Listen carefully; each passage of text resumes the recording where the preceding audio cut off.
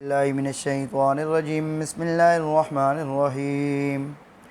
وإذ قال ربك للملائكة إني جاعل في الأرض خليفة قالوا وتجعل فيها من يفسد فيها ويسفك الدماء ونحن نسبح بحمدك ونقدس لك قال إني أعلم ما لا تعلمون۔ سورہ البقرہ کے اندر شروع میں تمہید تھی، جس تمہید میں صداقت قرآن کا ذکر تھا اور رسالت رسول کریم صلی اللہ علیہ وسلم کا تذکرہ تھا، اور اس کتاب سے فائدہ اٹھانے والے متقین کا ذکر تھا۔ پھر تین جماعتوں کا ذکر ہوا کہ اللہ تعالیٰ کی اور اللہ کے نبی صلی اللہ علیہ وسلم کی باتوں پر دل و جان سے ایمان لانے والے، اور اللہ تعالیٰ اور اللہ کے نبی صلی اللہ علیہ وسلم کے فرامین پر اپنا سب کچھ قربان کرنے والے کامل مومن، اور دوسرے وہ لوگ بے وفا جو سر عام کیا کرتے تھے، انکار کرتے تھے،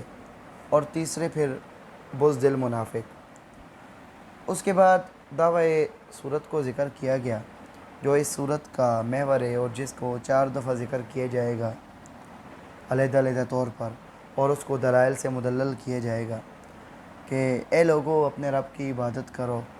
کہ جس سے تمہیں بھی پیدا کیا اور تم سے پہلے بھی لوگوں کو پیدا کیا، اور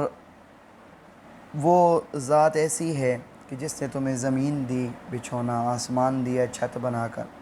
آسمان سے بارش برسائی، ہر قسم کا کھانا تمہیں دیا، تو اب اس کے ساتھ کسی کو شریک پھر نہ ٹھہراؤ، کیونکہ جب وہ جو افعال کر رہا ہے وہ اس جیسا افعال کوئی بھی نہیں کر سکتا۔ تمہیں پیدا اس نے کیا ہے تو تمہیں اور کوئی پیدا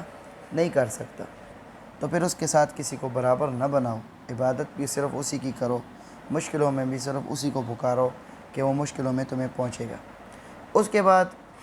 2 شبہات کا جواب دیا، اور ساتھ ساتھ نہ ماننے والوں کو وعید سنائی، ڈراوا سنایا، تخویف سنائی، اور ماننے والوں کو بشارت سنائی۔ اب اس کے بعد پھر جو سابق ہم نے رکوع پڑھا ہے، اس کے اندر جو توحید کی دلیل عقلی تھی، اس کا آخر کے اندر تتمہ ذکر کیا، اور اس تتمہ کے اندر پھر حصر کیا کہ زمین میں سب کچھ پیدا کرنے والی ذات اللہ کی ہے، اور آسمان کو بھی اللہ ہی نے بنایا ہے، اور وہ سب کچھ جاننے والا ہے۔ اب آگے واقعات ذکر کیے جائیں گے، وہ بکل شیء علیم، کہ وہ سب کچھ جاننے والا ہے۔ تو مخلوق جس کے بارے میں یہ عقیدہ رکھتی ہے کہ وہ سب چیزوں سے باخبر ہیں، اور ان کو ہمارے اوپر تصرف حاصل ہے کہ جب ہم ان کی عبادت کریں گے تو وہ ہم سے خوش ہوں گے اور ہمارے کام بنیں گے، تو ان سے بکل شیء علیم کی کیا چیز کی نفی کی کہ وہ تمہارے حالات سے جانتے نہیں ہیں۔ اس پر پہلا واقعہ ہے حضرت آدم علیہ السلام کا، اور مد مقابل ابلیس لعین کا، کہ جو آدم علیہ السلام اور ان کی اولاد کا کیا ہے، ازلی دشمن ہے، پہلے دن سے جو کیا ہے دشمن ہے۔ اس کا واقعہ ہے، ان کا واقعہ بیان کرنے کے اندر جو مقصود ہے وہ کیا ہے کہ سب کچھ جاننے والی ذات ایک اللہ کی ہے، اور آدم علیہ السلام کو فضیلت کا ذکر ہے، اور دنیا کے اندر مکلف جو ان کو بنایا گیا ہے اس کا تذکرہ ہے۔ وَإِذْ قَالَ رَبُّكَ لِلْمَلَائِكَةِ إِنِّي جَاعِلٌ فِي الْأَرْضِ خَلِيفَةً، جب کہا تیرے رب نے للملائکۃ فرشتوں کو، انی جاعل فی الارض خلیفہ، کہ بے شک میں بنانے والا ہوں زمین کے اندر ایک اپنا نائب۔ خلیفہ کہتے ہیں جو دوسرے کے بعد اس کی جگہ پر آ جائے اور پھر اس کے کیا کرے، فرائض سنبھال لے۔ زمین میں اللہ تعالیٰ نے اپنا خلیفہ بنانے کا جب ارادہ کیا تو فرشتوں کو یہ اپنی جو ارادہ تھا وہ بتایا۔ اب فرشتوں نے آگے سے کیا کہا، قالوا وتجعل فیہا من یفسد فیہا، فرشتے کہنے لگے کیا آپ وہاں پر اس کو قائم کرتے ہیں کہ جو اس میں فساد کرے گا، لڑائی جھگڑے کرے گا، ویسفک الدماء، اور خون بہائے گا، ونحن نسبح بحمدک ونقدس لک، اور ہم خوب آپ کی خوبیاں بیان کرتے ہیں، پڑھتے ہیں آپ کی تعریفیں، ونقدس لک، اور آپ کی پاکیاں بیان کرتے ہیں۔ یہ فرشتوں کے اندر تو حسد والا مادہ ہی نہیں ہے نا، اللہ تعالیٰ نے ان کے اندر یہ جو نفسانی خواہشات رکھی ہی نہیں ہیں۔ اب انہوں نے بطور حسد کے یہ بات نہیں کی، بلکہ بطور ایک تو پہلے نمبر پر استفسار کیا، پوچھا، یہ بات ہے۔ دوسرے نمبر پر انہوں نے یہ کہا کہ وہ زمین کے اندر جا کر فساد کرے گا اور خون بہائے گا، تو یہ بھی انہوں نے کیا کیا کہ قیاس کیا کہ جو جنات پہلے زمین پر تھے انہوں نے لڑائی جھگڑے کیے، فساد کیے، تو یہ بھی کیا کریں گے، فساد کریں گے۔ وَنَحْنُ نُسَبِّحُ بِحَمْدِكَ وَنُقَدِّسُ لَكَ، اور ان کے اندر دو مادہ ہوں گے، یعنی نیکی کا بھی ہوگا اور بدی کا بھی ہوگا، تو ہمارے اندر تو مادہ ہی یہی ہے کہ ہم آپ کی تعریفیں مادہ ہی یہی ہے کہ ہم آپ کی تعریفیں بیان کریں گے اور آپ کی پاکیاں بیان کریں گے، ناراضگی والی بات ہی نہیں ہے، تو ہم کافی ہیں۔ اپنی کیا بتائی کہ ہم آپ کی عبادت اور تعریفوں کے لیے کافی ہیں۔ اب اللہ تعالیٰ کیا فرمائے، انی اعلم ما لا تعلمون، او فرشتوں میں وہ جانتا ہوں جو تم نہیں جانتے ہو۔ اب دیکھیں صراحتاً نفی ہے کہ سب کچھ جاننے والا اللہ کی ذات ہے، فرشتے سب کچھ نہیں جانتے۔ وعلم آدم الاسماء کلہا، اور سکھایا آدم علیہ السلام کو اللہ تعالیٰ نے الاسماء کلہا، سب چیزوں کے نام۔ مفسرین کرام بیان فرماتے ہیں کہ آدم علیہ السلام کی فطرت کے اندر اللہ تعالیٰ نے ان چیزوں کو سمجھنے کی صلاحیت رکھی تھی۔ ایسی بات نہیں ہے کہ اکیلے طور پر آدم علیہ السلام کو سکھا دیا اور فرشتوں کو نہ سکھایا اور ان کو امتحان میں بٹھا دیا۔ اب مثال کے طور پر کلاس کے اندر 10 بچے ہوں، 5 بچوں کو آپ کچھ ایک جو لیسن ہے اس کا لیکچر پڑھا دیں اور 5 کو کلاس سے باہر نکال دیں اور دوسرے دن ان کو پیپر کے لیے بٹھا دیں، تو وہ بچے بولیں گے سر جی آپ نے ہمیں تو کل پڑھایا ہی نہیں ہے یہ بات اور ہم سے پیپر لے رہے ہیں، صحیح ہے؟ تو یہ چھوٹے چھوٹے بچے بھی اس کے اوپر کیا کریں گے، اعتراض کریں گے۔ تو مفسرین کرام نے بیان فرمایا ہے کہ اللہ تعالیٰ نے سب کے سامنے آدم علیہ السلام کو یہ چیزیں سمجھائی تھیں، لیکن چونکہ فرشتوں کے اندر وہ صلاحیت ہی نہیں تھی کہ وہ اس کو سمجھ سکیں، آدم علیہ السلام کے اندر وہ صلاحیت تھی، وہ ان کو سمجھ گئے۔ جب سمجھ گئے تو پھر سوال کیا اللہ تعالیٰ نے فرشتوں سے، ثم عرضهم على الملائکۃ، پھر ان کا سوال کیا، وہ پیش کیا فرشتوں پر، فقال انبئونی باسماء ہؤلاء، اللہ تعالیٰ نے فرمایا مجھے خبر دے دو ان چیزوں کے ناموں کی، ان کنتم صادقین، اگر تم سچے ہو۔ قالوا، کہنے لگے فرشتے، سبحانک، اے میرے رب تو پاک ہے، اپنے شریکوں سے تو پاک ہے کہ تیری ذات اور صفات میں اور تیرے افعال میں کوئی شریک ہو۔ لا علم لنا، اب نکرہ ہے، بالکل نکرہ نفی کے نیچے آئے، لا علم لنا، ہمارے پاس کچھ بھی علم نہیں ہے مگر وہی ہے ما علمتنا، جو آپ ہمیں سکھائیں، یعنی جن چیزوں کی سیکھنے کی صلاحیت آپ نے ہمارے دل کے اندر رکھی ہے، ہماری ذات میں رکھی ہے، وہی چیز ہمیں سمجھ آتی ہیں، جن کی صلاحیت ہمارے اندر نہیں ہے وہ ہمیں سمجھ نہیں آتی۔ انک انت العلیم الحکیم، بے شک آپ ہی سب کچھ جاننے والے ہیں، حکمت والے ہیں۔ اب کلاس کے اندر اگر فرض کرو کوئی لیکچر ہو بھی رہا ہو تو بچوں کی بھی پھر 3 قسمیں ہوتی ہیں۔ بچے ہوتے ہیں اعلیٰ درجے کے ذہین فتین ہوتے ہیں، جو بچے خود پڑھتے ہیں تو ان کو بھی کچھ نہ کچھ چیزیں سمجھ آ جاتی ہیں، جب ٹیچر سمجھاتا ہے تو ان کو وہ زیادہ گہرائی کے ساتھ اس کے اندر وہ کیا ہے، ان کو مضبوط طریقے سے سمجھ آ جاتی ہیں۔ کچھ ایسے بچے ہوتے ہیں جو متوسط ہوتے ہیں، جن کو کلاس کے اندر بار بار جگایا جاتا ہے اور ان کو کیا ہے، سمجھایا جاتا ہے، تو پھر وہ بھی کیا ہوتے ہیں، نمبر لینے کے اندر ذہین کے برابر ہو جاتے ہیں۔ اب پیچھے بچے وہ آ جاتے ہیں یہ جو ایک تو توجہ نہیں کرتے، ان کی توجہ کم ہوتی ہے، کوئی ایکٹیویٹی ہے ان کی کھیلوں کے اندر زیادہ مصروف ہوتے ہیں، تو اور دوسرے نمبر پر اگر ان کا ذہن بھی تھوڑا کمزور ہو، ان کو جلدی یاد بھی نہ ہو، تو ٹیچر ایک معلم جو ہوتا ہے وہ اپنی کلاس کا سب سے بڑا پلانر ہوتا ہے کہ وہ اپنے ان بچوں کو کیسے چلائے، اور اصل ٹیچر کا مقصد ہی یہ ہوتا ہے کہ ان بچوں کو وہ لے کر چلے کہ جس کی وجہ جو بچے کمزور ہیں اور جن کو ٹیچر کی مدد کی ضرورت ہے کہ ان بچوں سے وہ کیا کرے، رزلٹ حاصل کرے۔ یہاں پر جو بات تھی کہ فرشتوں کے سامنے بیان کی، اور فرشتوں میں ان چیزوں کی صلاحیت نہیں تھی، حضرت آدم علیہ السلام میں اللہ تعالیٰ نے ان کی صلاحیت رکھی تھی، تو پھر آدم علیہ السلام کے سامنے بیان قال یا آدم انبئہم باسمائہم، کہ فرمایا اللہ تعالیٰ نے اے آدم انبئہم باسمائہم، ان کو خبر دو نا ان ناموں کی، اے آدم ذرا ان کو تو ذرا وہ جس طرح بندہ لائق بچے ہوتے ہیں نا،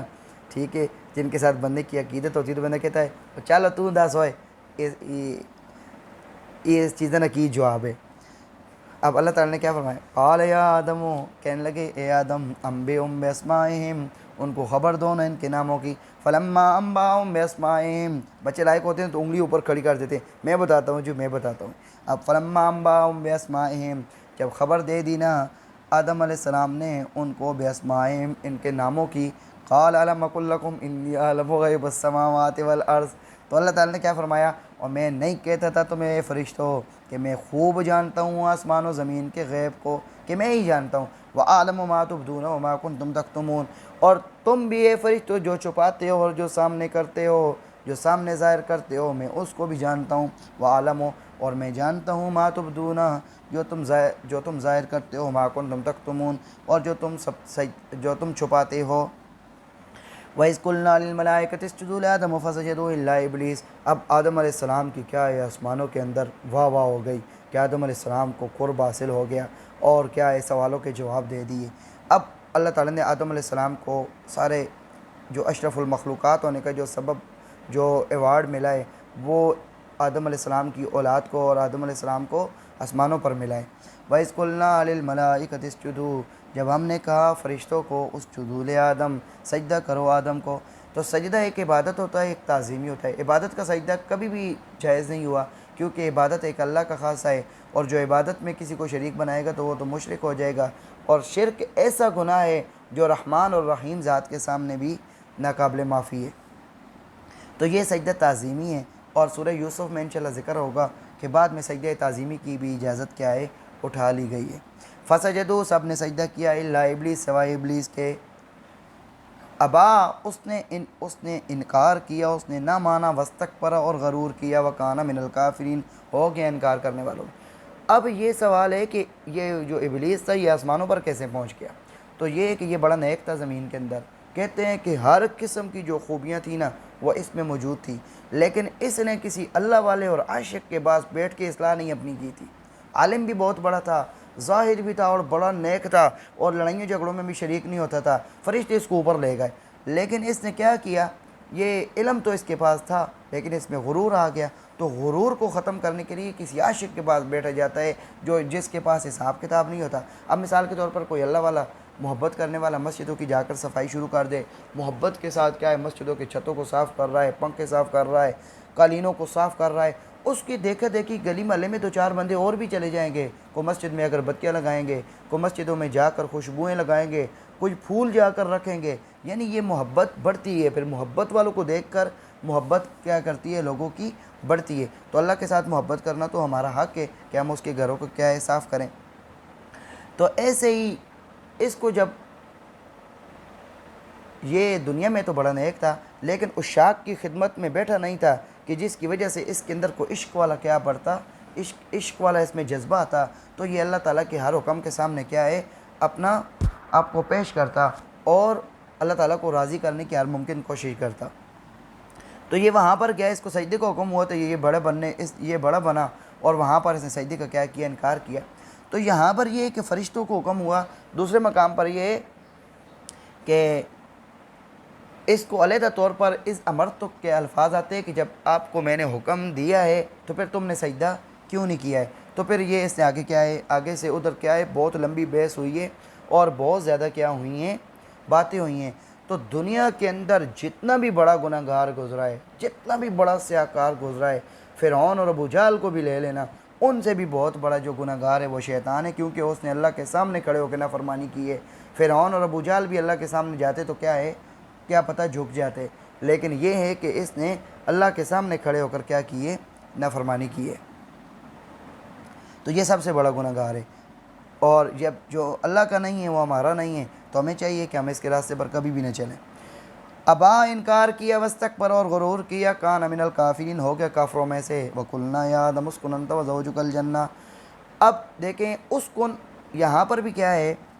امر کا صیغہ ہے، اور آگے بھی آئے گا اہبطوا بعضکم لبعض، وہ بھی امر کے کیا ہے، صیغے ہیں۔ اب ماضی کے اندر جب امر کا صیغہ آئے گا نا تو وہاں پر قلنا عبارت محذوف نکالیں گے، اور یہاں پر دونوں جگہ پر عبارت کیا ہے، ظاہر ہے۔ باقی قرآن مقدس کے اندر جہاں پر بھی ماضی کے اندر امر کے صیغے آئیں گے تو امر میں تو کیا ہے، حاضر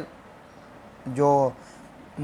زمانہ حال ہے اس میں کسی کو کسی کام کرنے کا حکم دیا جاتا ہے۔ تو یہ پرانی حکایت نقل ہو رہی ہے تو ساتھ قلنا کیا ہے، عبارت یہاں پر لائی گئی ہے، باقی جگہ پر ہم خود محذوف نکالیں گے۔ وقلنا یا آدم، ہم نے کہا اے آدم، اسکن انت وزوجک الجنہ، تو بھی اور تیری بیوی بھی جنت کے اندر رہو، وکلا، اور دونوں کھاؤ، منہا رغدن، جہاں سے چاہو، حیث شئتما، جہاں کہیں سے بھی تمہیں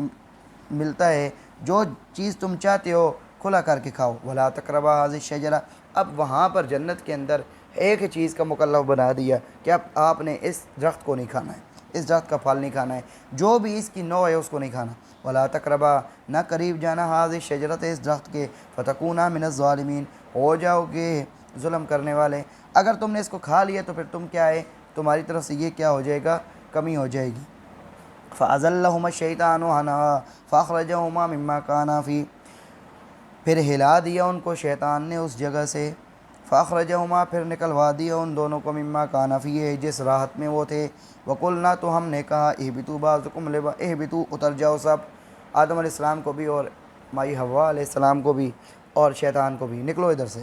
بَعْضُكُمْ لِبَعْضٍ عَدُوٌّ، تمہارے بعض کے کیا ہوں گے، دشمن ہوں گے، وَلَكُمْ فِي الْأَرْضِ مُسْتَقَرٌّ، اور تمہارے لیے زمین کے اندر ٹھکانہ ہوگا، وَمَتَاعٌ، اور نفع ہوگا، إِلَىٰ حِینٍ، ایک وقت تک۔ اب آدم علیہ السلام سے ہو گئی بھول، دوسرے مقام پر آیا، وَلَقَدْ عَهِدْنَا إِلَىٰ آدَمَ مِن قَبْلُ فَنَسِیَ وَلَمْ نَجِدْ لَهُ عَزْمًا، ٹھیک ہے، تو اللہ تعالیٰ کی بڑی ذات ہے، آدم علیہ السلام ان کی مخلوق ہے، تو اللہ تعالیٰ ان کے ساتھ جس طریقے سے بھی تنبیہ کریں گے وہ ان کے مالک ہیں۔ اب ہمارے لیے کیا ہے کہ وہ ہم سے بڑے ہیں، ہمارے بزرگ ہیں، اور علیہ السلام نے ہر ایک کا اپنا کیا ہے، درجہ رکھا ہے، تو اس کی تفسیر کیا ہے، فنسیہ، تو ان کو بھول لگ گئی، تو چونکہ ابن آدم ہے وہ بھولتا ہے،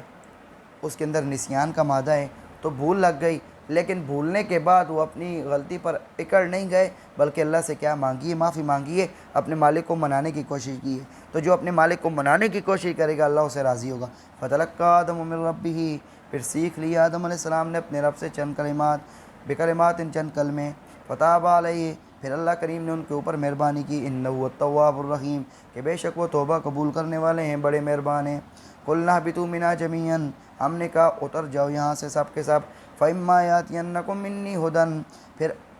اگر آئی نہ تمہارے پاس میری طرف سے کوئی ہدایت، فَمَن تَبِعَ هُدَايَا، تو جس نے میری طرف سے جو ہدایت آئی ہے اس کی پیروی کی، فَلَا خَوْفٌ عَلَيْهِمْ وَلَا هُمْ يَحْزَنُونَ، تو نہ ان کو ماضی پر خوف ہوگا اور نہ وہ کیا ہوں گے،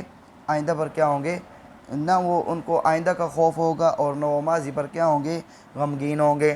اب یہ جو آیتیں نا ابن آدم جو شروع میں آئے تھے نا، ان کے بارے میں ہے کہ جو آدم علیہ السلام کی اولاد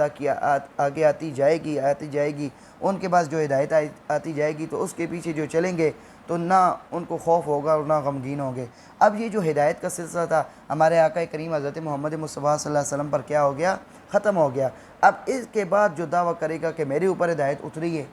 تو اس سے بڑا دجال پھر دنیا میں کوئی نہیں ہوگا، کیونکہ اللہ تعالیٰ نے اپنے دین کو کیا کر لیا ہے، مکمل کر دیا ہے۔ یعنی بے شک دین میں نہ تھے، لیکن جب اللہ تعالیٰ کی طرف سے یہ ہے کہ یہ مکمل ہو گیا ہے، تو پھر اب اس کے بعد دوسرا کوئی بات بولے گا کہ میرے اوپر ہدایت اتری ہے، ٹھیک ہے، تو وہ دجال ہی ہوگا۔ والذین کفروا وکذبوا بآیاتنا اولئک اصحاب النار هم فیہا خالدون، اور وہ لوگ جو انکار کرتے ہیں، اب دیکھو پہلے بشارت آئی ہے، پھر آگے تخویف آ گئی، اور وہ لوگ جنہوں نے انکار کیا، وکذبوا بآیاتنا، اور جھٹلایا ہماری آیات کو، یہی ہیں لوگ جو آگ والے ہوں گے، دوزخ میں جانے والے ہوں گے، ہم فیہا خالدون، اس میں وہ ہمیشہ ہمیشہ رہیں گے۔ اللہ تعالیٰ عمل کرنے کی توفیق عطا فرمائے۔ وصلی اللہ تعالیٰ علی خیر خلقہ محمد وعلی آلہ وصحبہ اجمعین برحمتک یا ارحم الراحمین۔